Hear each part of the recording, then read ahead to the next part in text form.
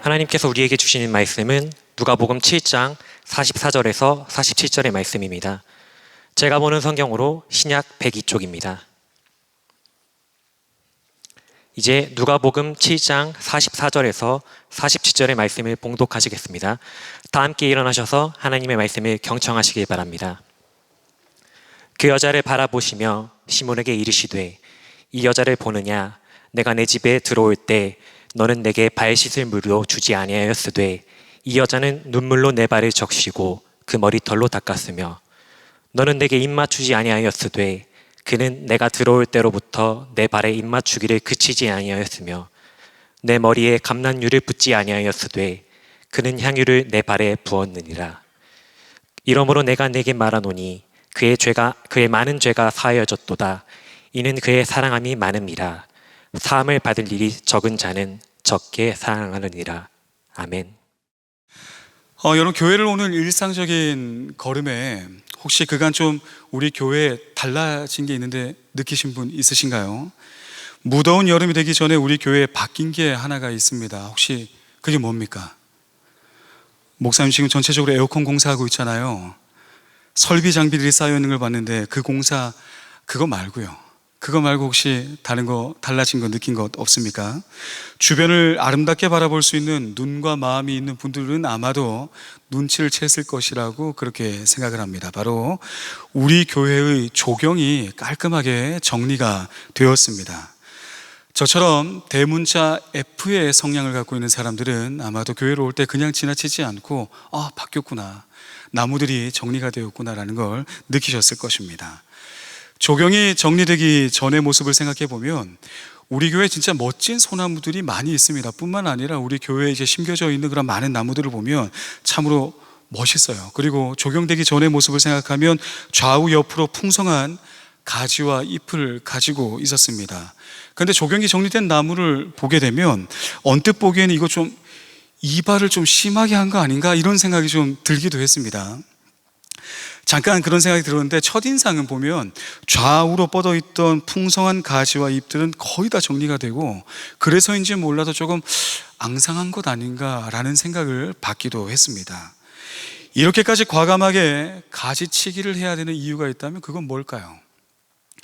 가지가 좌우 옆으로 풍성하게 뻗어있는 조경의 나무들도 물론 나름 예쁘고 보기도 좋습니다. 그런데 조금만 더 멀리 보고 생각해 본다면 그런 상태를 유지한다면 나무는 절대로 한 단계 위로 올라가지는 못할 것입니다. 한 스테이지 한 단계 위로 더 나아가기 위해서는 반드시 가지치기를 해야 되기 때문에 우리 교회에 있는 나무들도 우리 교회가 1, 2년 있을 것이 아니라 향후 10년, 20년 그렇게 우리 교회 주변을 아름답게 가꾸어 줄 나무이기 때문에 이렇게 가지치기를 한 것으로 보입니다.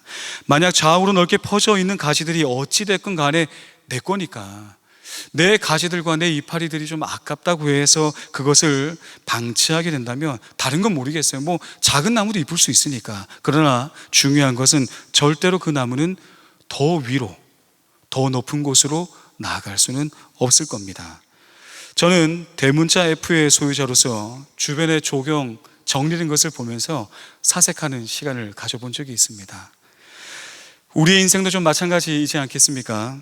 우리의 삶에 가지치기를 하지 않는다면 한 단계 더 위로 영적 성장을 이루어갈 수는 없을 것입니다. 하나님을 믿는 믿음의 사람들이 꼭 기억해야 될 것이 있습니다. 뭐냐면 나의 곁에 참 많은 것들이 있을 거예요. 그죠? 내 곁에 내 주변에 참 많은 것들 중에 내 눈에 보기에 아무리 좋아 보인다 할지라도 그 모든 것이 나를 위한 것은 아님을 꼭 알아야 합니다. 내 곁에 있는 것들 중에 매력적인 것들이 있어서 아까울 수도 있을 거예요. 그러나 반드시 가지치기를 해야만 하는 것들이 내 삶 가운데 있다는 것을 잊지 마시기 바랍니다. 하나님의 놀라운 은혜와 사랑을 더 깊이 경험하기 위해서는 반드시 가지치기를 해야 되는 거예요. 레거시 미디어를 위협할 정도로 많은 이들에게 사랑을 받는 매체가 바로 유튜브라는 걸 여러분 잘 아실 텐데 저는 유튜브 그 자체를 참 좋은 미디어라고 평가하고 있습니다. 그러나 이것이 혹시 나의 삶 가운데 지나친다라고 한다면 가지치기를 해야 될 영역이구나라는 것을 문득 떠올리게 됐던 순간이 있습니다. 제가 깜짝 놀랐는데요. 아니 유튜브를 내가 보다가 제가 보통은 그렇게 막 뭔가 몰입해서 보는 사람이 잘 아닌데 2시간이 지나 있는 걸 보고 유튜브가 위험할 수 있겠구나 그런 생각을 언뜻 한번 해본 적이 있습니다. 무의식적으로 계속해서 쇼츠를 올리고 또 올리고 갑자기 넘어갔는데 또 재밌는 게 또 나타나서 또 보고 이러다가 2시간이 흘러 있는 것을 보면서 소름이 돋은 적이 있습니다. 나의 삶에 하나님을 가까이 하는 것을 잊어버리게 할 만한 내 삶의 어떤 습관들이 혹 있다라고 한다면 그것이 좋고 나쁨을 떠나서 가지치기를 할 수 있는 용기가 필요합니다. 저는 잘 모르지만 술을 좋아하는 사람들의 특징이 있다고 합니다. 어떤 특징이 있을까요? 제가 좀 글로 알아본 바로는 술을 좋아하는 사람들은 단지 그 술을 먹기 위함이 아니라 사람들을 만나서 어울리는 걸 좀 좋아하는 특성을 갖고 있는 사람, 그리고 그 분위기를 좋아하고 주변 사람을 챙기는 걸 좋아하고 뭐 그러다 보니까 좀 술자리를 접하는 경우가 많다, 뭐 그렇게 들었습니다. 물론 직장 생활을 하다 보면 어쩔 수 없이 그런 자리를 가야 하는 경우도 있을 거라고 저는 생각을 합니다. 학교에서도 뭐 다르지 않을 것 같아요. 자세한 설명은 제가 생략하겠지만 다만 여러분, 저는 목회자로서 제가 갖고 있는 하나의 기준은 술 한잔 하는 건 그렇게 큰 죄는 아닙니다. 유튜브로 녹화되고 있는데. 근데 저는 정말 그렇게 생각합니다. 술 한잔 하는 거 그렇게 큰 죄 아닙니다. 근데 중요한 거는 왜 술을 먹느냐가 중요합니다. 술을 먹은 그 이후에 나의 삶의 인격과 품격이 무너지고 그것이 내 삶의 인격에 어떤 문제가 된다면 그 술 먹는 자리는 죄가 맞습니다. 유흥으로 위로를 얻고자 세팅되어 있는 술자리는 변명의 여지가 없이 죄가 맞아요. 그러나 알코올이 내 입에 들어가는 것, 그 행위 자체가 무조건적인 죄다, 저는 그렇게 생각하지 않습니다. 주님께서 성찬의 자를 베푸실 때에도 그 잔에 담겨있던 게 뭡니까? 포도주예요, 포도주.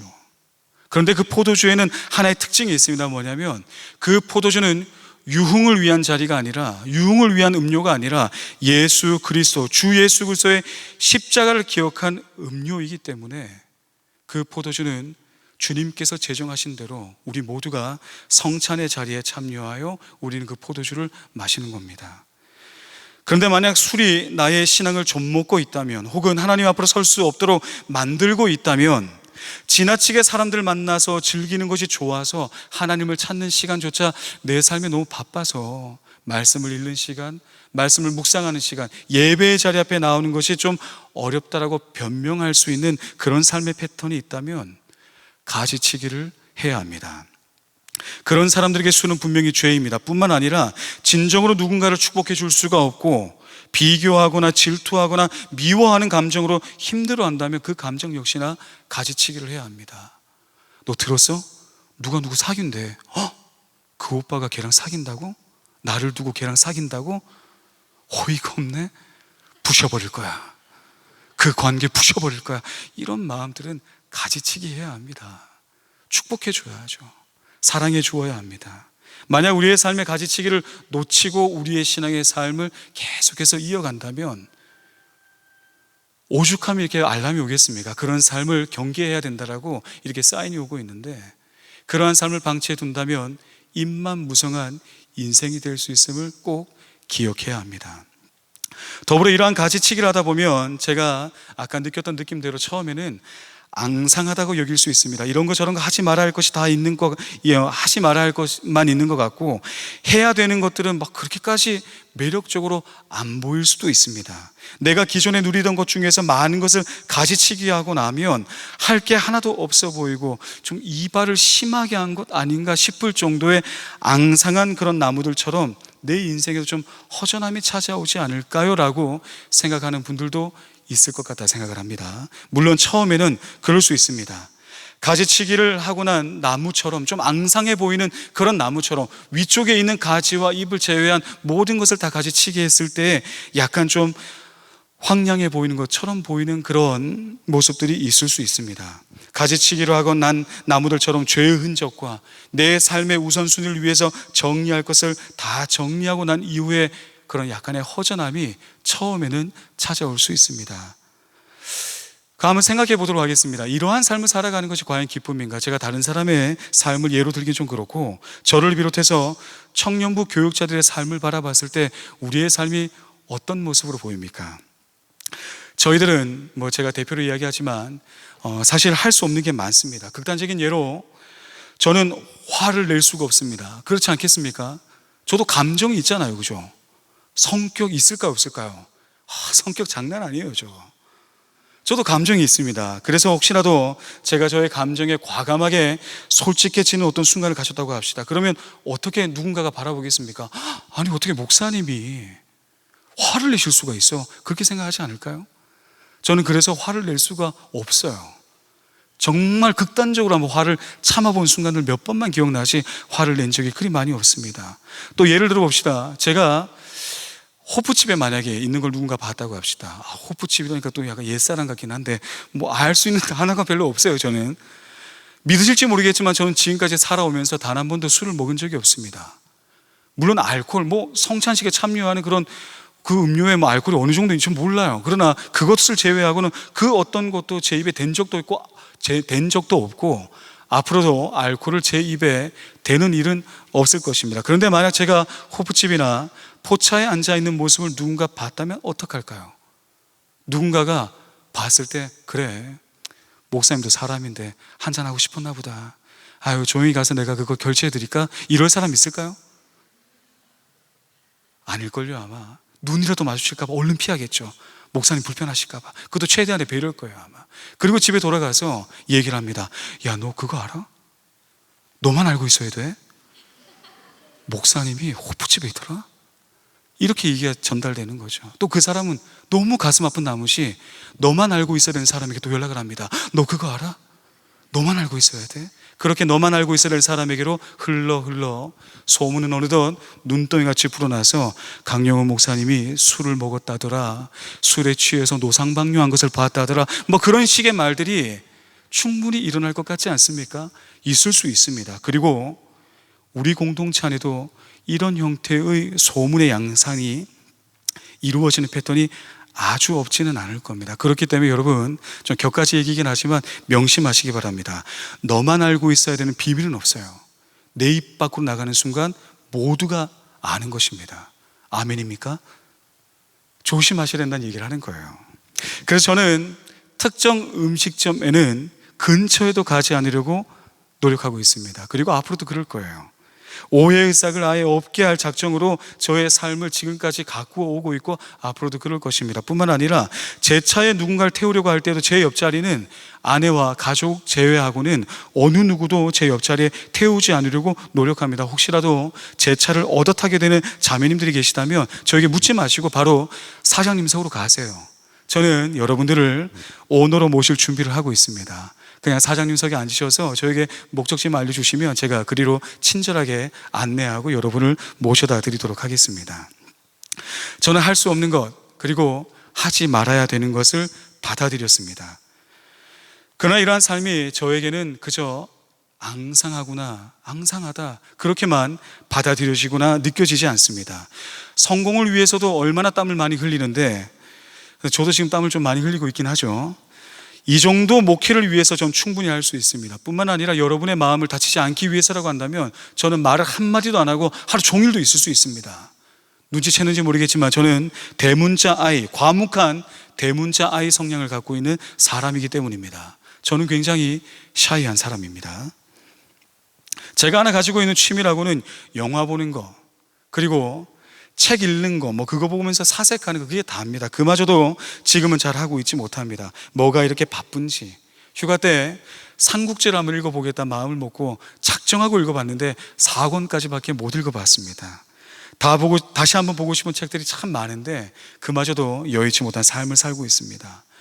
이번에 유로 24 축구대회, 놀라지 마세요. 저는 4강에 들었습니다. 4강에 들 정도로 우수한 성적에 입상하긴 했으나 처참하게 무너지기도 했습니다. 심지어 저보다 훨씬 더 이른 시기에 떨어졌던 저를 쳐다볼 수도 없는 그런 아주 낮은 위치에 있는 한만규 간사님께서는 제가 경기하는 것을 보고 강 목사님 정도는 이길 수 있겠다 이런 말을 했을 때 아주 모멸감을 느꼈어요. 어디 감히 4강에 이르지도 못한 자가 나에 대해서 평가를 해? 제가 위닝 시대를 태어났기 때문에 피파 좀 어렵더라고요. 이게 아직 좀 손에 익지도 않았고 동기부여가 많이 되긴 했으나 그렇다고 해서 시간과 여건이 넉넉치 못해서 안타까운 마음만 가지고 있습니다. 이번에 우승의 영광을 차지한 우리 영진 형제 어디 있어요? 영진 형제가 다음번 혹 우리가 기회가 있게 될 때 저와 한 팀을 이루기로 구두로 약속했습니다.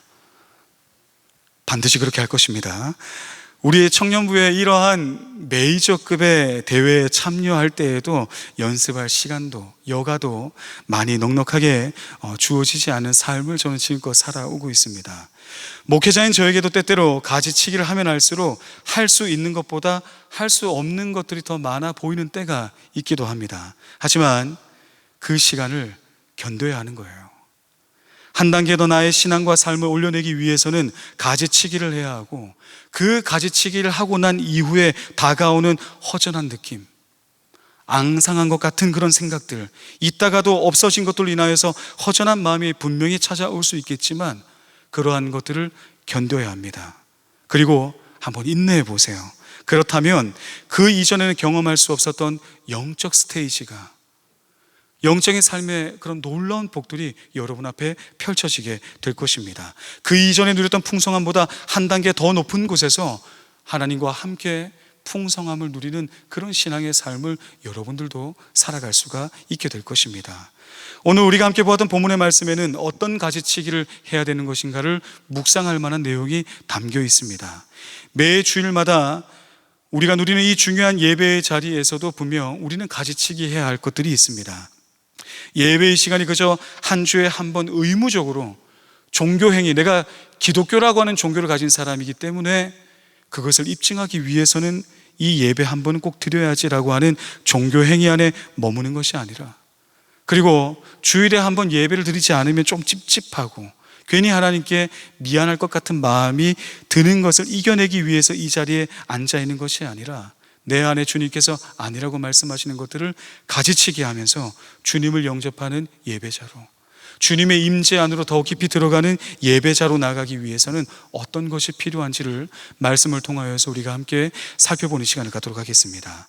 오늘 본문의 배경을 이루는 한 사건, 실제로 본문의 단락의 중심 인물은, 이 본문 아마 많이 보았기 때문에 우리에게 좀 익숙하게 다가오는 본문일 텐데, 향유를 부은 여인이 주인공이 아니라 사실은 시몬이 주인공이에요.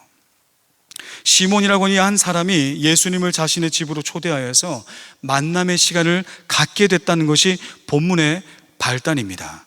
그리고 시몬과 예수님 사이의 대화를 통해서 어떤 가치 충돌이 이루어지고 있는가가 서사의 줄기입니다.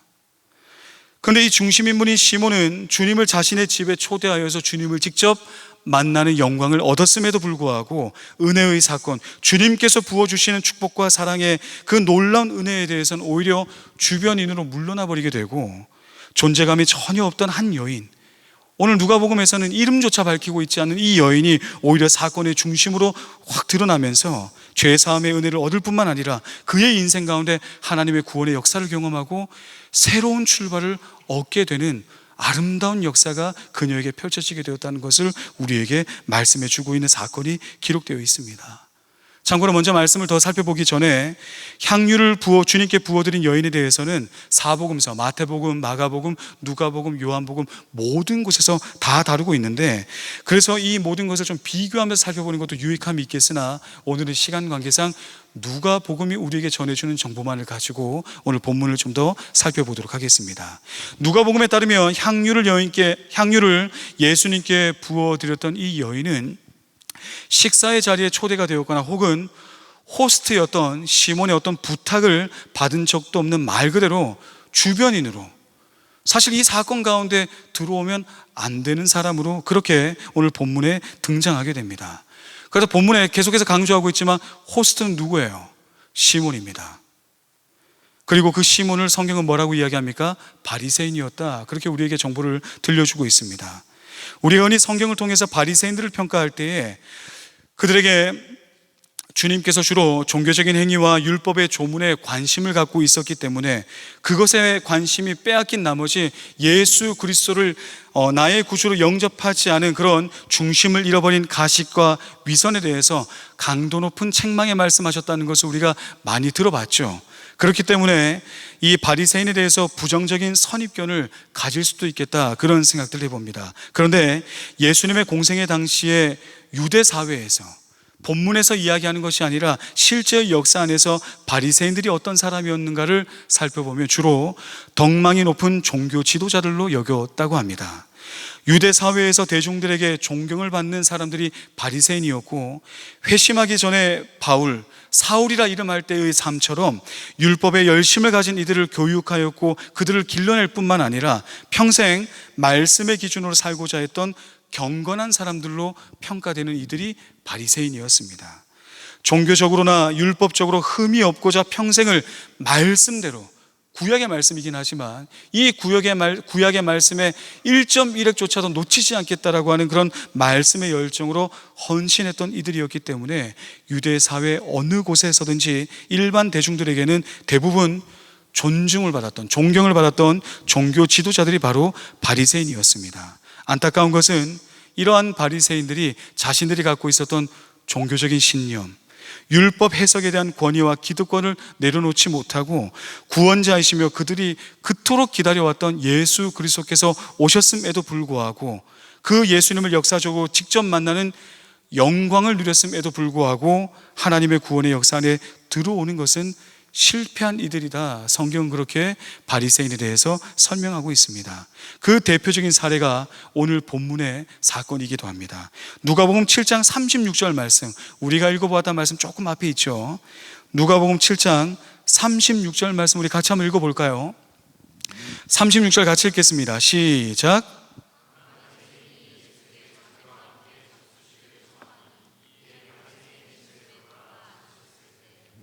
바리새인 시몬은 자신의 집으로 예수님을 초대했습니다. 식사를 대접하기 위해. 그렇기 때문에 오늘 본문의 말씀에 이 단락을 볼 때에는 지금 이 사건이 이루어지는 공간이 식사의 자리다라는 것을 절대 놓치면 안 됩니다.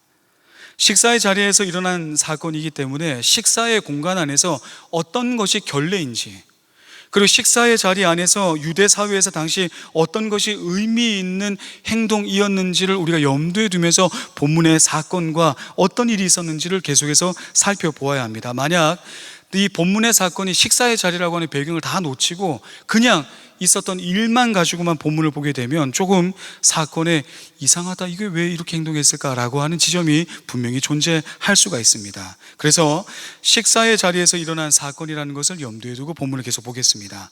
아마도 시몬은 예수님을 식사의 자리로 초대해서 더 가까운 곳에서 주님과 교제를 나누고 혹 의구심이 있거나 더 듣고 싶은 말씀이 있다면 그 자리에서 교제하면서 말씀을 더 듣기 위해, 그렇게 오늘날 칠 것 같으면 예수님께 신방을 요청해서 함께 주님과 식사의 자리에 이르게 된 것입니다.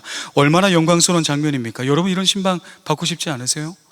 주님과 함께 식사하며 교제할 수 있는 이 놀라운 특권, 이런 엄청난 신방의 은혜를 누리고 있는데 갑자기 초대받은 적이 없는 한 여인이 식사의 자리에 침투해 들어오고 있는 거예요. 조금 사연이 있고 뒷얘기가 오가는 품행이 좋지 못한 것 같은 여인의 돌발적인 행동이 발생하게 된 것입니다. 37절과 38절도 읽어보도록 하겠습니다. 37절에서 38절 함께 읽겠습니다. 시작.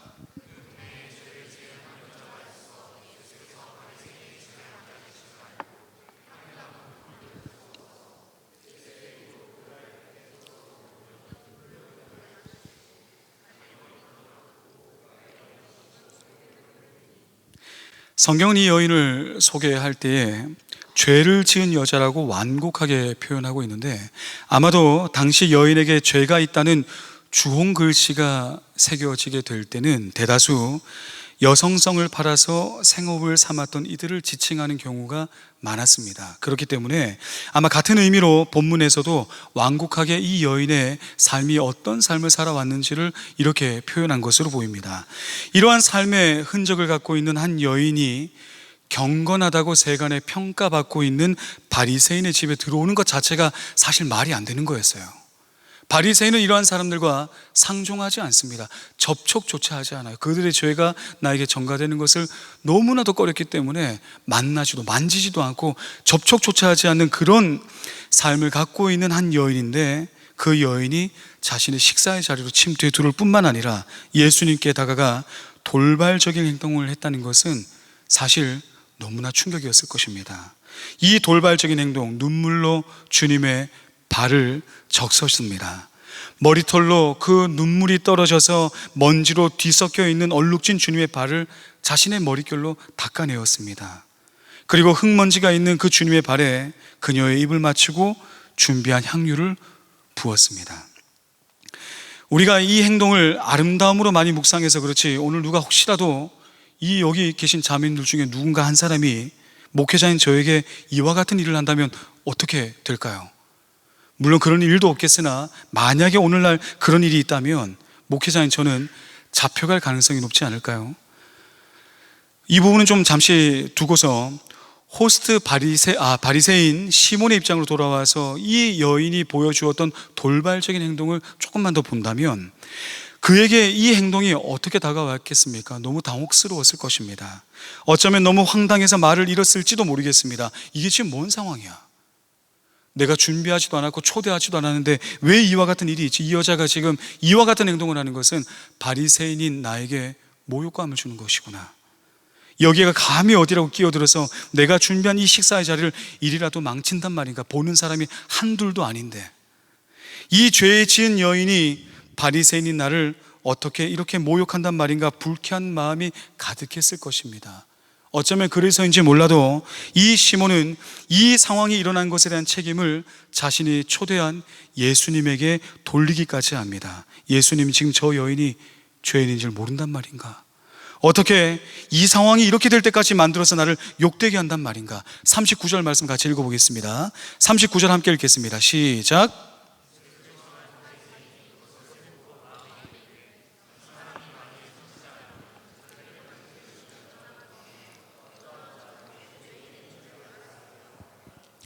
바리새인 시몬은 생각합니다. 예수님은 선지자가 아닌 게 분명해. 예수님을 직접 만나는 그 영광, 엄청난 특권을 누리는 그 자리에서 그가 내린 결론은 바로 안타까운 이러한 결론이었습니다. 이러한 생각 속에 머물러 있는 시몬을 향해서 예수님께서는 처음부터 시몬에게 갖고 있었던 식사를 초대하여서 그 집에 들어가는 순간부터 밥을 먹을 때까지 예수님의 마음속에 담겨져 있던 생각을 하나하나 풀어놓으시면서 그렇게 호스트였던 시몬의 실수가 무엇이었는지를 지적하며 말씀과 대화가 이어가는 것입니다. 시몬은 예수님을 자신의 집으로 초대하긴 했지만 외형적인 모습에는 손님으로 초대하는 것일지 몰라도 예수님을 향하여서 내가 정말 소중한 분을, 내 인생에 정말 귀한 분을 모시는 것이다 라고 하는 마음의 표현을 생략한 채 초대했던 것입니다. 본문 44절에서 46절을 저와 함께 한 절씩 교독하겠습니다. 제가 먼저 44절 그리고 우리 청년이 45절 46절 함께 봅니다. 그 여자를 돌아보시며 시몬에게 이르시되 이 여자를 보느냐? 내가 내 집에 들어올 때 너는 내게 발 씻을 물도 주지 아니하였으되 이 여자는 눈물로 내 발을 적시고 그 머리털로 닦았으며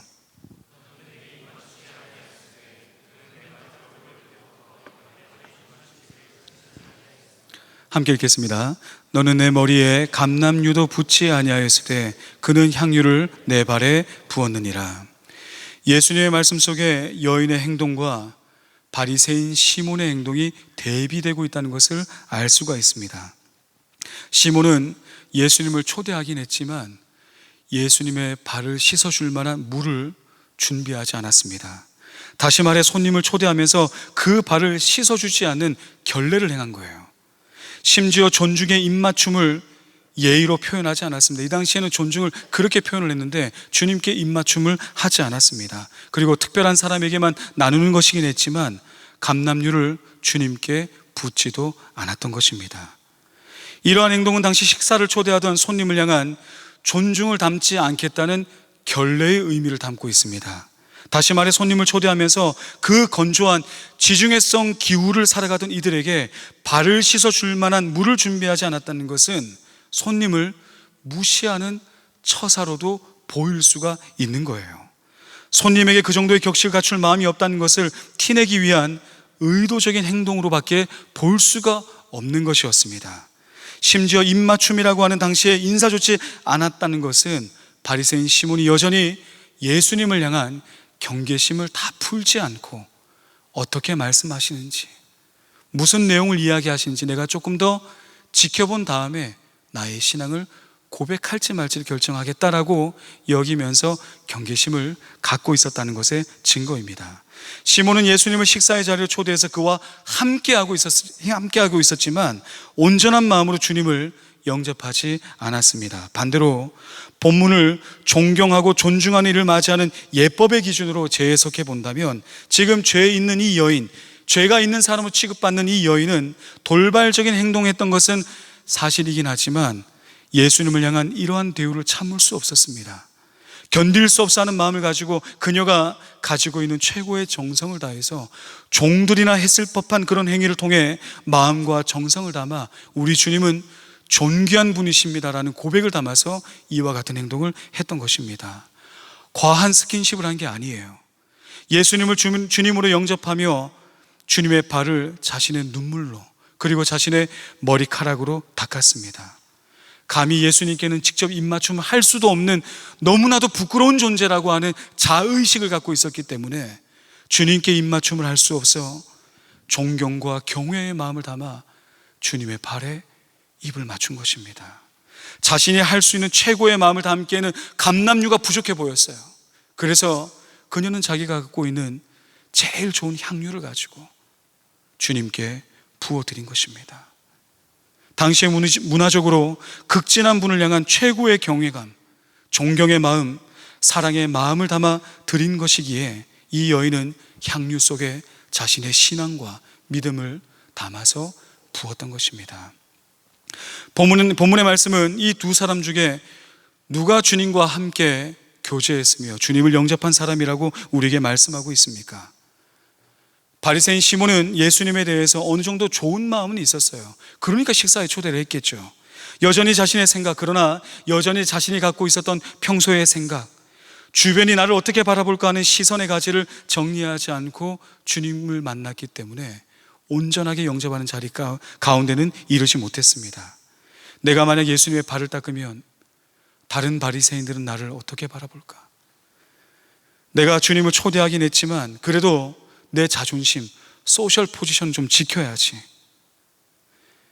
어쩌면 그런 마음으로 자존심을 지켜내고자 자신이 할 수 있는 섬김을 더 낮은 자리에서 주님께 올려드리지 못하고 조금 더 지켜보자, 조금 더 대화를 나눠보자, 조금 더 시간을 보내보자, 그런 마음을 가지고 주님을 맞이했고 그 대화의 자리 가운데 나아갔기 때문에 그는 이 식사의 자리에 호스트이긴 했으나 오히려 주변인으로 물러나게 되었던 것입니다. 시몬은 주변의 시선과 자신의 가치가 내 삶의 중요한 것들을 다 내려놓지 못했습니다. 그렇게 자신의 인생 가운데서 가지치기가 다 안 되어 있었기 때문에 주님을 만나는 자리에, 그 영광스러운 특권을 만난 그 자리에서 주님을 놓치고 만 거예요. 이 얼마나 큰 비극입니까? 반면에 세간의 평가받기를 저 여인은 죄인이야, 손가락질 받으며 저 사람의 인생이 참 뭐가 되겠어요? 어떻게 저는 삶을 살아?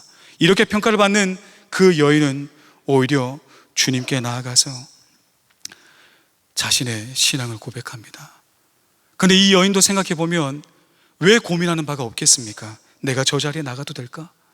내가 갖고 있고 내가 준비한 거 가지고 주님께 드리려고 나아갔을 때 혹시라도 무시당하진 않을까?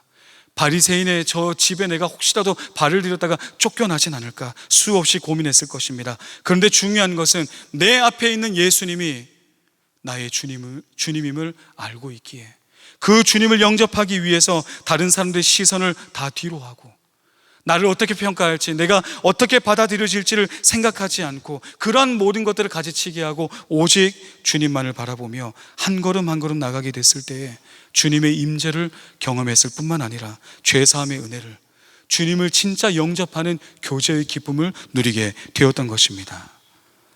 여러분, 질문해 보겠습니다. 여러분에게 오늘 이 시간 우리의 예배를 받으신 주님은 여러분들에게 어떤 주님이십니까? 그리스도인들에게 예수 그리스도를 나의 구주로 믿는 그런 사람들에게 주님은 어떤 주님이어야 합니까?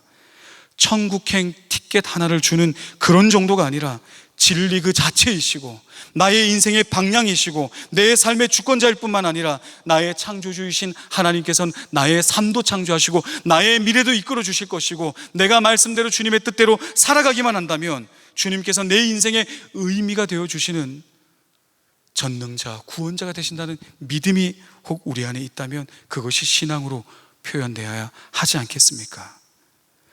주님께서 말씀하신다면 그 말씀대로 나의 인생을 쓰겠습니다. 주님께서 말씀하신다면 너무 아깝지만, 내가 너무 좋아하는 것이지만 과감하게 가지치기도 해내겠습니다. 그렇게 고백하며 우리의 삶을 주님의 뜻대로 채워나가는 것이 우리의 정체성입니다. 지금 이 예배의 자리에서도 여러분 오해하지 않았으면 좋겠습니다. 여러분 한 사람 한 사람은 예배를 보러 온 사람이 아니라 예배를 드리러 온 사람들입니다. 여러분이 예배를 구경하기 위해서 앉아있는 것이 아니라 예배의 참여자라는 사실을 절대 잊지 말아야 합니다. 수많은 미디어를 보듯 컨텐츠를 소비하듯 이 자리에 앉아서 강용훈 목사님이 어떤 말씀하시냐 한번 들어보자, 내 마음에 좀 설득이 되면 받아들이고, 그렇지 않으면 한번 생각해 볼게요. 이런 마음으로 있는 것이 아니라 하나님 오늘 이 시간 가운데 나에게 주신 말씀이 있을 거야. 주님, 내가 들어야 할 말씀 무엇입니까? 경외하며 하나님을 신뢰하며 하나님의 사람들을 통해서 역사하실 그 하나님의 은혜를 기대하며 여러분 이 자리에서 주님 앞에 나가야 하는 것입니다. 주님은 우리의 마음을 누구보다 정확하게 잘 아십니다. 심지어 우리의 위선도 아십니다. 여러분, 저는 교육자이긴 하지만 저에게도 위선이 있을 수 있습니다. 여러분을 속일 수 있어요. 정장을 입고 눈치챘는지 모르겠지만 8kg가 빠졌습니다. 나의 삶을 갖고 내며 조금 멋있게 어떻게 하면 저 목사님 괜찮은 분 같아 할지 몰라도 저는 하나님을 속일 수 없습니다. 우리 모두가 마찬가지입니다. 주님을 나의 구주로 고백하는 그 예배의 자리 가운데 나의 중심을 보시는 주님 앞에 여러분은 어떤 가지치기를 하며 주님께 무엇을 고백하고 어떤 것을 올려드리기 위하여 이 자리 앞에 나오셨습니까? 위프레이즈의 도움을 받는 것입니다. 이들을 구경하는 게 아니에요. 오늘은 음정이 틀렸네, 누가 삑사리가 났네, 오늘 박자가 왜 저래, 내가 모르는 찬양하네, 그런 걸 생각하기 위해서 이 자리에 있는 것이 아니라 위프레이즈에서 준비한 그 찬양 앞에 여러분의 신앙의 고백을 얹고 우리의 마음을 얹어서 그렇게 주님 앞에 우리의 경외를 담아서 나아가는 그런 자리 가운데 여러분들이 나오셔야 되는 거예요. 만약 시몬처럼 주님을 영접하기 위해 나왔음에도 불구하고 여전히 나에게 가지치기 되지 않았던 여러 모습들로 말미암아 예배의 자리에서 정말 중요한 것을 놓치며 나아간다면 주님을 만나는 그 자리를 잃어버릴 수 있다는 것을 여러분 꼭 기억해야 됩니다. 주님께 올려드린 이 예배의 자리 가운데 여러분은 주님을 영접하기 위해서 어떤 향유를, 어떤 눈물을, 어떤 머리카락을 준비하고 이 자리 앞에 나오셨습니까? 주님은 예배받기에 합당하신 존귀한 분 그리스도이십니다. 여러분, 우리 신앙의 고백을 담아서 주님께 올려드리며 주님은 나의 예배를 받기에 합당하신 오직 유일한 그리스도, 나의 구원자, 나를 사랑하시는 주님, 나의 경배를 받기에 합당하신 주님, 그렇게 그 주님께 존경과 사랑과 믿음과 신뢰와 경외를 담아 주님 앞에 예배로 표현하며 나아가셔야 하는 것입니다. 여러분, 이 시간에 우리 모두가 주님께서 기뻐하는 그리스도인으로 예배자로 꼭 설 수 있기를 바랍니다. 시몬처럼 주님을 만났음에도 불구하고 주님을 잃어버린 인생이 아니라 주님 앞에 나와 비록 내가 어떤 삶을 살아왔다 할지라도 나를 맞이하시고 나를 받아주시는 그 주님 앞에 나와서 주님을 진정으로 예배하고 주님의 말씀을 진정으로 듣고 내 삶의 가지치기를 하기 위한 결단과 믿음을 주님께 올려드리며 그렇게 은혜의 자리 앞에 나아가서 주님과 참된 교제를 누리며 나아가는 우리 모든 청년들 되기를 간절히 바라겠습니다.